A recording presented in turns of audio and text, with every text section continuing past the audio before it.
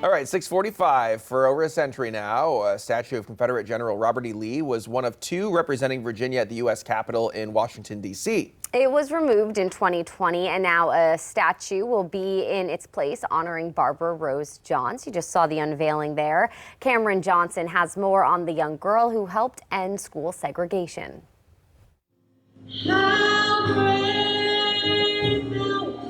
was brave, bold, determined, strong, wise, unselfish, warm, and loving. With 200 of her family members and many more looking on. May this monument inspire all who pass before it to pursue a life of building community. The legacy of a Virginia civil rights icon is immortalized in bronze. As a 7-foot statue of Barbara Rose Johns is unveiled at the U.S. Capitol to represent Virginia in Statuary Hall. It depicts Johns at 16 when in 1951 she led a walkout over poor conditions at her all-black high school in Prince Edward County. In retelling the story, she recalled thinking to herself, "This is your moment. Seize it."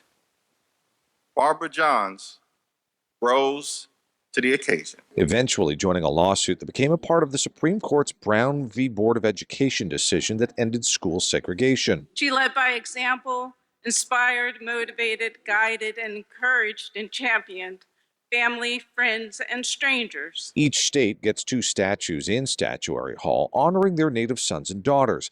For Virginia, one is George Washington, while for over a century the other was Confederate General Robert E. Lee. And while other Confederates still stand in the Capitol representing other states, Lee was removed from this room known as the Capitol Crypt in December 2020. The shadow of its base still stains the stone floor. That same spot is where Johns will soon go. I think it lets everyone know this is Virginia.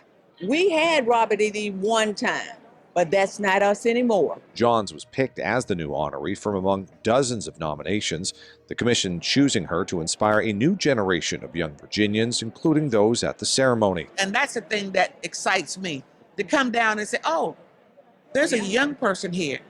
Look at what she did. It feels honored.